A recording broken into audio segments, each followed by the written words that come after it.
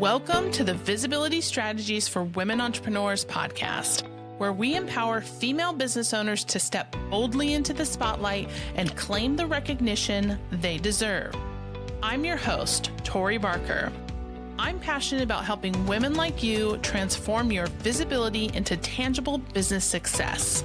Each week on this show, we'll dive deep into game-changing strategies, share inspiring success stories from women who've mastered their visibility, and offer practical, actionable advice you can implement immediately. Whether you're just starting your entrepreneurial journey, pivoting your business model, or ready to elevate your existing presence to new heights, you'll discover effective approaches to create exciting opportunities and expand your reach. So let's harness the power of strategic visibility and grow your business together. Welcome to the show. Have you ever felt the pull to leave what's comfortable and build something of your own? In this episode, I sit down with Gabrielle Mills, founder and president of Sourced, to talk about what inspired her to walk away from a corporate career and take the leap into entrepreneurship. We dive into the visibility shifts that come from being the face of your business, the early mistakes that turned into powerful lessons, and why sometimes the best first steps towards visibility is simply putting yourself out there and doing the thing. It's honest, inspiring, and packed with lessons you won't want to miss. Gabrielle, welcome on the show. Thank you so much for being here. Thank you for having me, Tori. Well, I am super excited to learn more about you, have the audience learn about you, and talk about your growth, your business, and how we can tie that all into visibility. So let's start by the big story of what inspired you to leave your corporate job and launch into your business, Sourced. So I feel like any entrepreneur kind of falls into two categories. Either you find your way into entrepreneurship just by you wanted to try something and then it ends up going better than you expected, or you have a calling. I was a person that had a calling, and there's a little bit of a backstory of how we ran into our concept and how we built it. But when we decided, and we being me and my business partner, who was also my mom, so there's a fun little nugget there. When we found our business concept and we were ready to jump in, I know I was a person that couldn't do a corporate gig and a side hustle. I really respect the people that do. I am so passionate. I have to give my full self to what I'm doing. And I was very fortunate to be in a position to where I could get rid of all of my responsibilities, get rid of all my bills, go move into my mom's basement and start Sourced with her. So that's, I did that. It was a big leap. It was a big leap of faith. It was a lot of fear surrounding it, but also a lot of excitement. We just literally started from $0 in the business and grew it from there. Neither one of us had done this before. We just really just jumped out of the plane and hoped that we could build the parachute on the way down. Well, I love that because I can absolutely relate to that because I'm very similar in the fact that I left my corporate job because I couldn't find anything out there that spoke to me, really felt like was the next step for me. I had this kind of burning desire inside of me to do something more than what I was doing and felt like I had that capability to do it. And so, again, I was a technician, right? I was a marketer. I had the techniques and the experience of marketing, but I hadn't been a business owner or an entrepreneur. I didn't really know what that was going to be until, taking that full leap. And then, you get to a point and you're like, okay, this is really what I'm meant to do. I love it. Yeah. I was only recently became a parent. I only recently became a parent. However, when we started the business 9 years ago, even though I wasn't a parent, I would still make a parallel into this must be like parenthood. Because and now that I am a parent, I can say it is, at least in my perspective, because it is the most rewarding, gratifying work in the world. Like to be able to build something that you created. The struggles are yours, the decisions are yours. Sometimes that's not a great thing. Right. Sometimes you wish it was somebody else. Very much like parenting. Um, right. But it's hard. It's hard as hell. And there's a lot of moments where you have no idea what you're doing, and there's a lot of sleepless nights, and there's things that you're like you really regret making that decision that way, and blah blah blah blah blah. But then it's still the best thing you've ever done. And it's so Yeah. like I was just like, this has to be what parenting is like. And it is, I do feel like they do have some parallels between Yeah. them. Yeah, I mean, a lot of times people will say literally, my business is my baby, right? Like I Oh, have it is. grown this thing and it's like my baby. So it's absolutely the Mhm. same. And Totally I is. mean, the other thing too, at least for me at the time, was this gave me the opportunity because I did have young kids when I started the business, gave me the opportunity to be more present for my family, right? I could take the kids to school, I could pick them up, I could go to the sporting things. And so it's like I reflect back, like, was this the best decision? Yes, it was the best decision for me, the best decision for my family. And it continues to grow and evolve, even though there are hard days and there are great days. Like, it's always a journey. But yeah, I mean, anyways, we could probably talk about that as our own topic.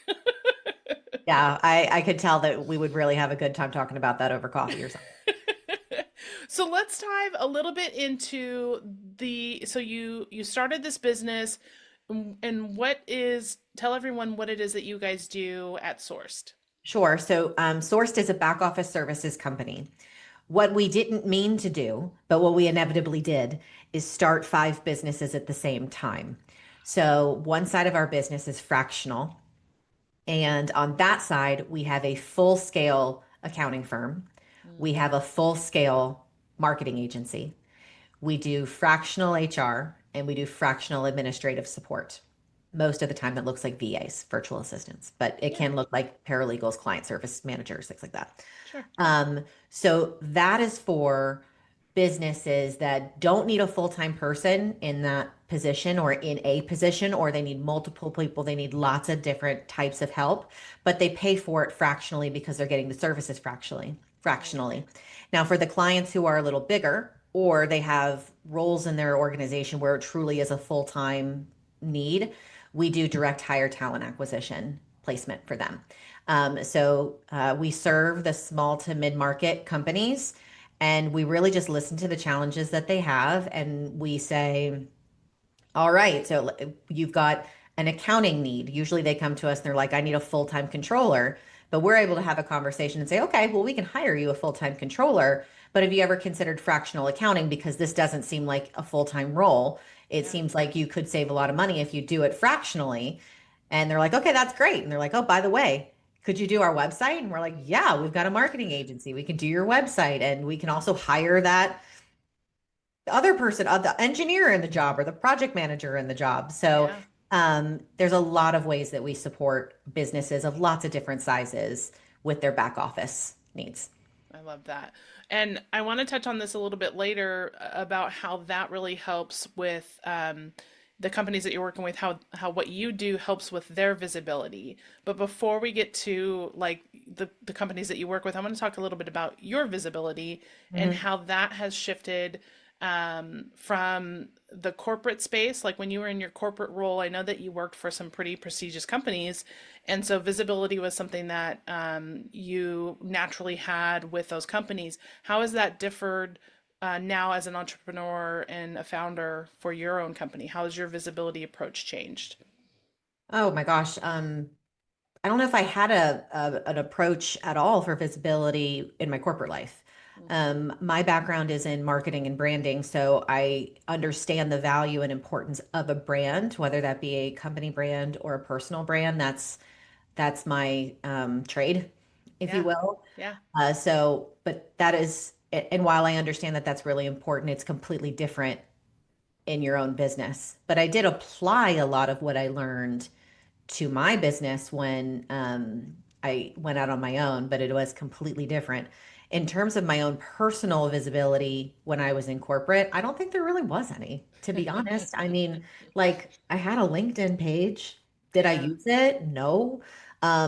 I'm going to date myself here, but recruiters were just starting to use LinkedIn for recruiting. So I would get some messages from recruiters, and I thought it was a scam because Yeah. it wasn't really happening, and I wasn't using LinkedIn at all. So there, beyond that, I mean, there wasn't any There visibility. wasn't a need. Yeah. It wasn't, I mean, I'm sure there was a need. I just didn't do anything. But when we started Sourced, that is all you have as a new brand specifically, but also just trying to drive sales for a new company.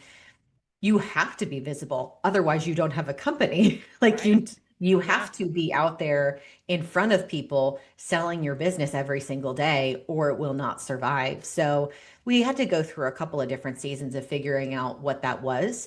We first started before we even opened our doors, we spent 6 months crafting what our brand is and what it means and what we want people to feel when they so that's because I came from branding and I'm a nerd about that. So we did have a little bit of idea before we opened our doors what we would look like, but how you get it out there, Mm, you have to figure out for your own individual business what's going to work for you. What works right. for a service business is different than a product business, which is different than a bigger brand versus a smaller brand. So it's now I have an approach, but I didn't start that way, and that approach had to be tested and tried. Many different things had to be tried Yeah. out.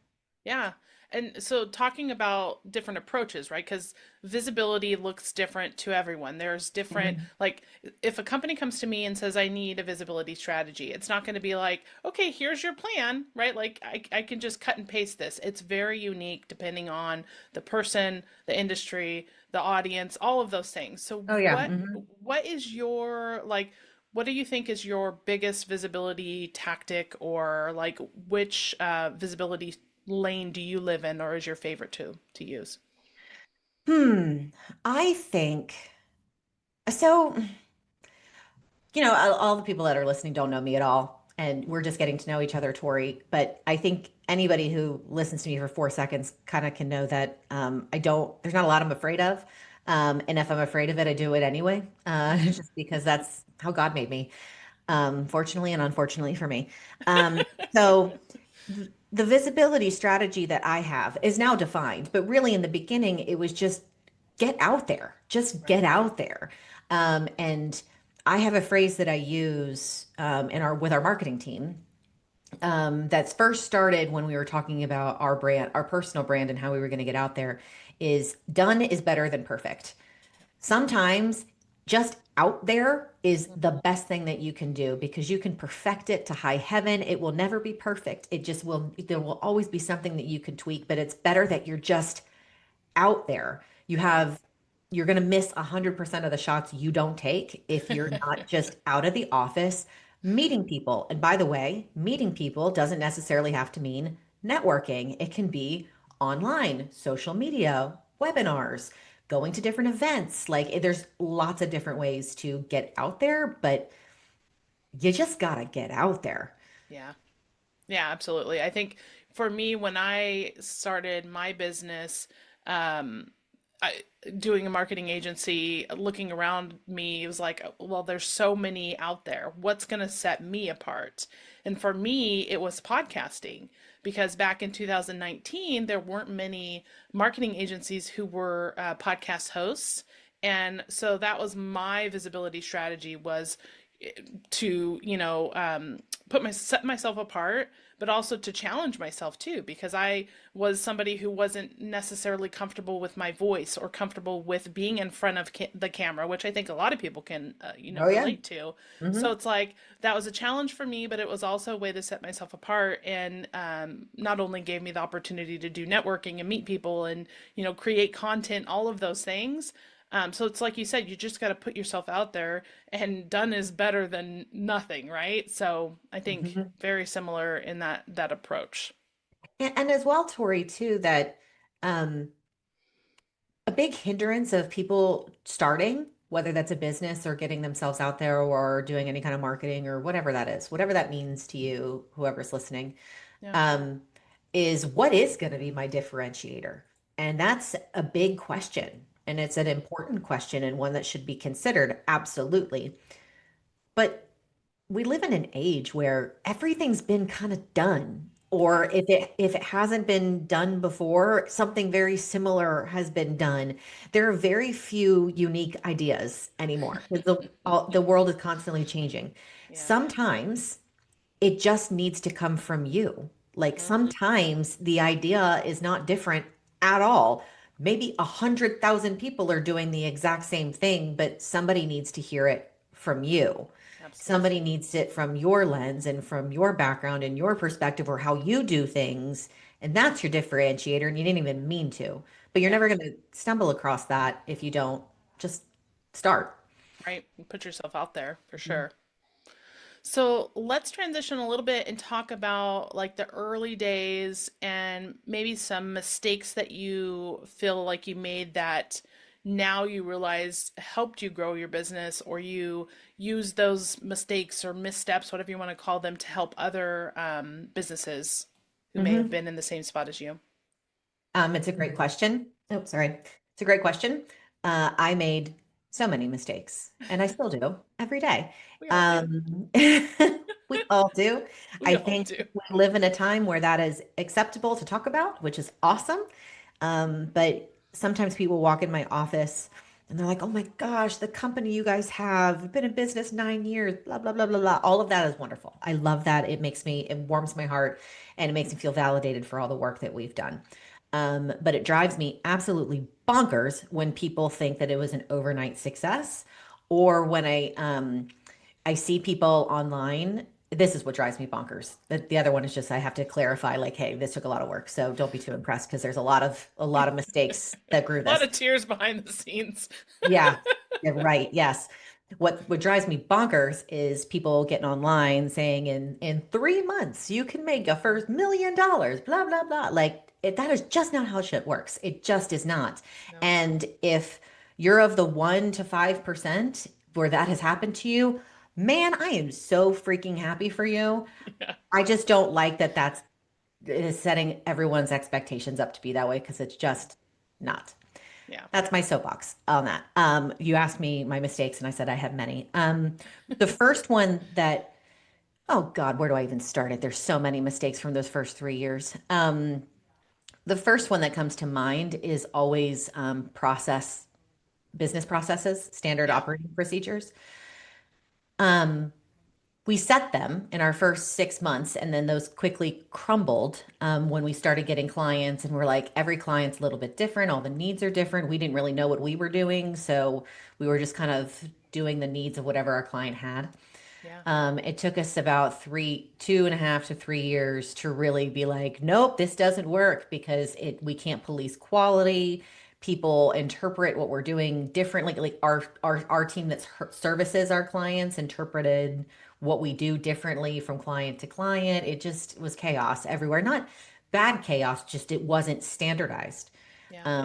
And so there was a lot of mistakes interwoven in that time period where it was like, and we have to standardize our processes and do it the same way and train off of that. And there's a phrase in the military that I'm going to butcher that's um, we're in times of crisis, we're going to fall to the level of our training. And Mm. that I really took to heart of like, oh, okay, well, we need that baseline. So in times of crisis, we all know what we're doing. So there was a lot of mistakes made to get me to that understanding. Hmm. Um, and that will be another whole Whole topic of nother conversation episode. for us. Happy to go through all of the horror stories. That was one. And another was I am a very heart-centric person. I really believe the best in people. And I think through the first couple of years, I had to learn how that manifests in business in a way that I don't get screwed over, but I'm also not screwing over other people. Yeah. That was, again, there's a lot of depth behind the war stories that got me to that. But um, I think sometimes being a feeler and an empath and somebody that leads with their heart and their emotions, Hmm. business can be a little bit of a tough ground to Yeah. navigate sometimes. I there's a phrase that I always use, which is "Don't mistake my kindness for weakness," Yeah. because I'm very similar and a heart-centered, very kind type of person, and I see the best in people. And so sometimes when you're that way, people see that as a weakness. Like if you're more of a quiet person, like maybe you're Mhm. not as strong or you're not as successful. But I'm like, don't underestimate me. And there was a lot of people that didn't do things, I don't think intentionally, but I took them badly because I was like, oh, well, they mean this or whatever. And it's like, okay, no, it's just business. And that, not to be like cold, but sometimes things are really just business, Yeah, And there are lines and there are boundaries. And then there are sometimes that we would do anything to make sure our client was happy. And then it was like, okay, well, that's not making us very happy. And we're losing yeah, money and we're not doing right by ourselves, trying to do right by our client. And while that's good, there is boundaries there. So yeah. again, we can have a whole nother coffee or I wine know. about that. I know. I think if I were to bundle my myriad of mistakes for my first couple of years, it kind of boiled down to those two. Yeah, I think that's very fair, and I think that's common too. That, you know, I mean, obviously common that you're going to have these missteps or mistakes that you learn from, which that's how Mhm. you learn, that's how you grow. So it's just a matter of reflecting on those and how you move forward. That's going Mhm. to make the difference and help set you up for success. Yeah. Yeah. So so let's touch just a little bit on, and maybe this is something that you can touch on, but do you ever find or see the clients that you're working with, since we're talking about visibility, the work that you do helps them, like if you're taking care of all the back end stuff, gives them the ability to be more visible in their business, or do you feel like they still have struggles for visibility? Absolutely the first option. That what we're doing helps them with more visibility. It is in either an active way or a passive way.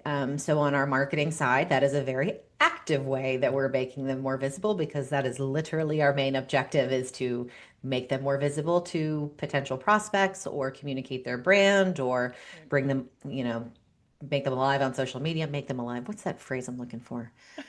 Whatever. Bring them to life on social. Yes. Creating videos, things like that is very, very active. Accounting doesn't do any of that. Admin support doesn't do any of that. HR doesn't do any of that. But it does free them up to do more of the things that they need to do on the front of house level. Yeah, especially if they're a smaller business and they're doing all the things, right? Hmm. They don't have the ability to focus on putting their brand out there, putting themselves out there, doing the networking, having, meetings and calls because they're too, involved with the behind the scenes Yeah. accounting or Yeah. processes, that sort of thing. So, definitely from my perspective, what you do gives them the ability to be visible, may not be the technique, right, or the source unless you go on the marketing side of things, but it does free up that time for them to focus on that as a priority in their business. Yeah, absolutely. An example of that is myself. So there was a time in my business that um, you would I wasn't on any I'm using social as an example because that's the easiest way to be visible these days, right? Yeah, So there's definitely I don't want to pigeonhole the visibility conversation just into social media because it's not. it's not, right? But in the beginning, I was not on social media a lot because for me personally, now with my business is a different story, but for me personally, and people will buy your business because of you Right. initially because I was busting my butt in the business, right? I was at every networking meeting. I was doing operations stuff. I was doing all sorts of things, and I ain't got time to do my social. I should have. I should have prioritized it, but I didn't because I was doing a bunch of things. Right. Now I have a team of people that have taken a lot of that off my plate. So I actually get to do that stuff, which I enjoy. As a marketer, I enjoy doing my own social media. So I don't outsource it to my team, even though some days I'm like, why didn't I outsource this to them? Yeah. But it affords me the ability to be more visible now because I have gotten rid of some of the other stuff that weighed me down. So in that way, I'm very much a example of how this is to our clients. Yeah, you know, it's interesting. I was on a call earlier this week and we were talking very similarly about that and how, oh, I know I need to be on social. I know I need to be more visible, but I haven't set aside the time. And so it was like an in-depth conversation about like prioritizing and systematizing and strategizing how to put your own visibility strategy together, right? So that you can be consistent because that's one of the biggest things in visibility is consistency. You can show up, you know, on social, you know, once a week or once a month or, you know, all these things. But if you don't have a consistent pattern, it's not gonna give you consistent visibility. So Right. it's all about, you know, setting aside and prioritizing, which, you know, as entrepreneurs, we're guilty of, but we need to take our own advice, right? And put ourselves on that path. Absolutely, we have to take our own advice, but also it's got to match your season too. True. Like I want to make sure that people give themselves grace to we're all just doing the best that we can.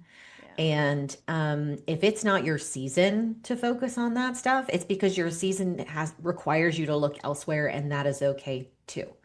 It's not forgetting that it's important and that you do need to circle back around to it, or you need to, if it's really important, prioritize the time. But if other things have to take priority because they're just bigger at the moment, because as entrepreneurs, that is happens often, um, go easy on yourself. You're doing the best you can. Give yourself a little grace. Hmm. Well, it has been amazing talking to you. Like we've said over and over, we can have sidebar conversations. We can go into a whole other interview.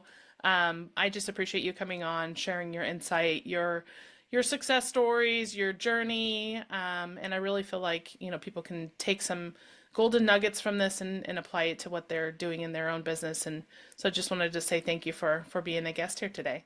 Well, and thanks for having me, Tori. It was awesome getting to talk to you about it. Now, if somebody wants to get in touch with you, what's the best place that they can reach out?